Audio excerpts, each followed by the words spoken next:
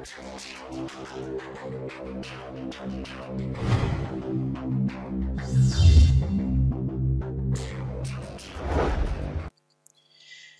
টিউটোরিয়ালের পক্ষ থেকে সবাইকে স্বাগতম। কেমন আছেন সবাই? আশা করি সবাই ভালো আছেন। আমি রাসেল আহমেদ আপনাদের মাঝে ভিডিও এডিটিং এর আরও একটা ভিডিও টিউটোরিয়াল নিয়ে এসেছি। আজকের ভিডিওর topic ক্যামতাসিয়া studio 9 video editing part 2। আপনারা যারা ক্যামতাসিয়া স্টুডিও 9 ভিডিও এডিটিং পার্ট 1 দেখেননি তারা ডিসক্রিপশন বক্সের লিঙ্কে ক্লিক করে দেখে আসতে পারেন। পূর্বের ভিডিওতে গুরুত্বপূর্ণ অনেক তথ্যই রয়েছে ভিডিও এডিটিং সম্পর্কে। এমনকি পূর্বের ভিডিও আপনার দেখা না থাকলে আপনি এই টিউটোরিয়ালটি নাও বুঝতে পারেন। তো চলুন তাহলে আজকের টিউটোরিয়াল শুরু করা যাক।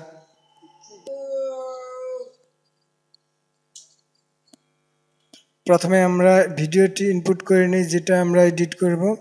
আমি যে লোকেশনে রাখছি সেই লোকেশনে ডিফল্টভাবে ওপেন হয়ে গেছে, তো আমি আমার ভিডিওটি ওপেন করলাম। দেখেন ভিডিওটি চলে আসছে।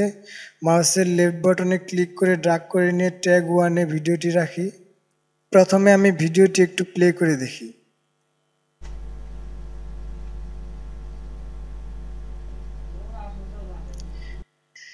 একটা জিনিস খেয়াল করে দেখেন, ভিডিওটির ভিতরে ব্যাকগ্রাউন্ডের একটা সাউন্ড শোনা যাচ্ছে। তো আমরা প্রথমেই দেখব সেই সাউন্ড আমরা কিভাবে রিমুভ করতে পারি। তো প্রথমে আমরা অডিও ইফেক্টে যাব, অডিও ইফেক্টে যাই। দেখেন এই জায়গা নয়েজ রিমুভাল নামের একটা ইফেক্ট রয়েছে। তো এই নয়েজ রিমুভাল ইফেক্টের কাজ হলো নয়েজ রিমুভ করা। তো আমরা নয়েজ রিমুভাল ইফেক্টের উপরে মাউসের কার্সারটি রাখি এবং মাউসের লেফট বাটন ধরে ড্র্যাগ করে নিয়ে এই আমাদের ট্যাগের উপরে রাখি। তো রাখলাম ভিডিওটির উপর। এবার আমি ভিডিওটি আবার প্লে করে দেখি কি হলো। দেখেন আবার ভিডিওটি প্লে করলাম, কিন্তু এখন আর ব্যাকগ্রাউন্ডের নয়েজ নাই, অর্থাৎ নয়েজ রিমুভ হয়ে গেছে। এই হলো নয়েজ রিমুভাল ইফেক্টের কাজ। ফ্যাড ইন, এটা আরেকটা ইফেক্ট। এই ইফেক্টটার কাজটা হলো ভিডিও শুরু হওয়ার সময় ভলিউমটা আস্তে আস্তে বাড়াবে, অর্থাৎ ভিডিও শুরু যখন হবে তখন ভলিউম কম থাকবে এবং আস্তে আস্তে সেই ভলিউমটা বেড়ে যাবে। ফ্যাড ইন ইফেক্টের উপরে মাউসের কার্সারটা নেই এবং মাউসের লেফট বাটন ক্লিক করে ধরে ড্র্যাগ করে নিয়ে ট্যাগের উপরে রাখি। দেখেন এই ট্যাগের উপরে এখানে একটা আইকন দেখাচ্ছে। এই আইকনটা হলো আমরা কতটুকু লেন্থ রাখবো, অর্থাৎ কতটুকু সময় সাউন্ডটা আস্তে আস্তে বাড়বে। তো এটা দিলাম, এটুকুই থাক, ডিফল্টই থাক। এবার প্লে করে দেখি যে কি অবস্থা ভিডিওটির। অনেক সাধনার পরে আমি খেয়াল করেছেন প্রথম থেকে ভিডিওটির সাউন্ড খুব লো ছিল, আস্তে আস্তে সাউন্ডটি হাই হয়ে গেছে। ফ্যাড ইন ইফেক্টের এটাই কাজ, প্রথমে ভিডিওর সাউন্ড লো থাকবে এবং আস্তে আস্তে লেভেল উপরে উঠবে। তো এবার দেখি fad out effect. Fad out effect আপনার ভিডিওর শেষের দিকে যখন ভিডিওটা আস্তে আস্তে শেষ হবে তখন ভলিউমটাও আস্তে আস্তে কমতে থাকবে, অর্থাৎ ভিডিও যখন শেষ হয়ে যাবে ভলিউমটাও তখন 0 হয়ে যাবে। ফ্যাড আউট ইফেক্টের উপরে মাউসের কার্সারটি নেই এবং মাউসের লেফট বাটনটি ক্লিক করে ধরে ড্র্যাগ করে নিয়ে ট্যাগটির উপরে রাখি।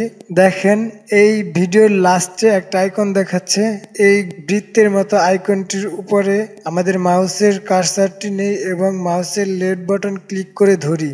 ক্লিক করে দেখেন আমরা এটা লেন্থ, এই ফ্যাড আউটের লেন্থ কতটুকু সময় রাখবো সেটা দেখাচ্ছে। তো আমি এই সময়টুকু সিলেক্ট করলাম। এবার দেখেন আমি লাস্টের দিয়ে প্লে করি। দেখেন আমাদের খেয়াল করে দেখেন আমাদের ভিডিওটি শেষ হওয়ার সাথে সাথে ভিডিওর সাউন্ডও আস্তে আস্তে কমে যাচ্ছিল এবং ভিডিও শেষ হবার মাত্রই সাউন্ডটি 0 হয়ে যায়। তো এই হলো ফ্যাড আউট ইফেক্টের কাজ। এবার আমরা দেখব ভলিউম লেভেলিং এই ইফেক্টের কাজ কি। তাহলে ভলিউম লেভেলিং এর উপরে আমাদের মাউসের কার্সারটি নেই এবং মাউসের লেফট বাটনে ক্লিক করে ধরে ড্র্যাগ করে নিয়ে ট্র্যাকটির উপরে রাখি। দেখেন ট্র্যাকটির মাঝখানে একটা দাগের মতো আসছে। তো এই দাগের উপরে আমাদের মাউসের কার্সারটি নেই।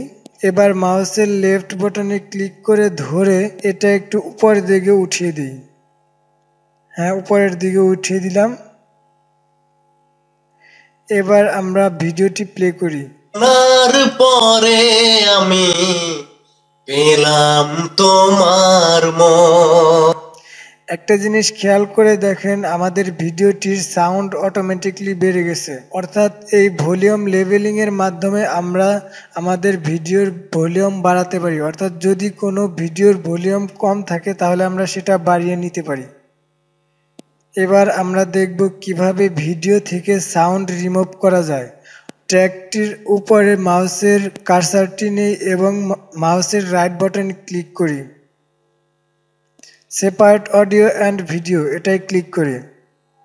এবার খেয়াল করেন অডিও এবং ভিডিও সেপারেট হয়ে গেছে।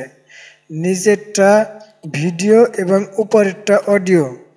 এখন আমরা এই উপরেরটাতে ক্লিক করি, অর্থাৎ অডিওর উপরে ক্লিক করি মাউসের লেফট বাটন। দেখেন অডিও সিলেক্ট হয়ে গেছে। এবার এই কাট আইকনটাতে ক্লিক করি, দেখেন অডিও কেটে গেছে। এবার ভিডিওটি প্লে করি। দেখেন ভিডিওটির ভিতরে কোনো সাউন্ড নেই। এবার আমরা আমাদের ইচ্ছামতো অডিও ইনপুট করে এই ভিডিওটির ভিতরে লাগাতে পারি। তো চলুন এবার আমরা দেখব কিভাবে অডিও রেকর্ড করতে পারি, অর্থাৎ এই সফটওয়্যারের মাধ্যমে আমরা কিভাবে অডিও রেকর্ড করব, ভয়েস রেকর্ড করব। তো এই ভয়েস ন্যারেশনে যাই। এখানে দেখেন স্টার্ট রেকর্ড নামের একটা বটন আসছে। তো আমরা এখানে ক্লিক করে দেখি কি হয়। এখানে ক্লিক করলাম, দেখেন রেকর্ড শুরু হয়ে গেছে। তো আমরা একটু হালকা একটু রেকর্ড করলাম, এবার স্টপ দেই। এই ভয়েসটা কোথায় সেভ করব তাই দেখাচ্ছে। আমরা যে কোনো একটা ফোল্ডার সিলেক্ট করি, আমি ডেস্কটপই সিলেক্ট করি। ডেস্কটপ সিলেক্ট করে ডেস্কটপে সেভ করলাম। সেভ করা মাত্র দেখেন আমাদের এই ট্র্যাক 2-তে একটা ভয়েস চলে আসছে। ভয়েসটা একটু শুনে দেখি। দেখেন রেকর্ড শুরু হয়ে গেছে। তো আমরা একটু হালকা একটু রেকর্ড করলাম, এবার স্টপ দেই। আমি রেকর্ড বাটন ওপেন করে যে কথাগুলো বলতেছিলাম খেয়াল করে দেখেন সেই কথাগুলো রেকর্ড হয়ে গেছে। তো এইভাবে আমরা ভয়েস রেকর্ড করতে পারি। তার উপর একটা কার্সর ইফেক্ট।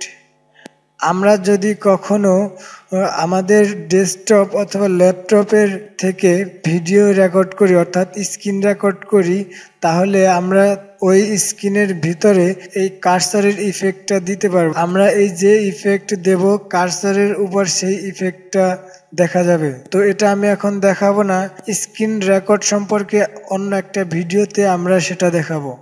এবার আমরা দেখব বিহেভিয়ার্স ইফেক্ট। চলুন তাহলে বিহেভিয়ার ইফেক্টে যাই। এই ইফেক্টটা নির্দেশ করবে ভিডিও কিভাবে শুরু হবে এবং শেষ হবে। তো চলুন তাহলে এই একটা ইফেক্ট দিয়ে তারপর আমরা দেখি। ইফেক্ট দিলে আমরা আরো ভালোভাবে বুঝবো। আমি এই ইফেক্টের উপরে মাউসের কার্সারটি নিয়ে গেলাম এবং মাউসের লেফট বাটন ক্লিক করে আমার ট্র্যাকের উপরে ইফেক্টটি রাখলাম। দেখেন প্রিভিউ স্ক্রিন কালো হয়ে গেছে। তো তাহলে আমি এখন ভিডিওটি ওপেন করে দেখি কি ঘটলো। খেয়াল করে দেখেছেন ভিডিওটি যখন শুরু হলো তখন একটা অ্যানিমেশন দিয়ে শুরু হলো। তো এটাই এই ইফেক্টের কাজ। এক একটা ইফেক্ট দেওয়ার সাথে সাথেই এক একটা স্টাইল চলে আসবে ভিডিওর শুরুতে এবং শেষে। দেখেন আরেকবার দেখাচ্ছি আমি। এই ইফেক্টের মাধ্যমে দেখালো ভিডিওটা উপরে থেকে নিচে আসলো। এই ছিল এই ইফেক্টের কাজ। আমরা পূর্ববর্তী টিউটোরিয়ালে দেখেছি কিভাবে ভিডিও সেভ করা যায়, তবুও আমি শর্টকাটে আজকে একটু দেখিয়ে দিচ্ছি।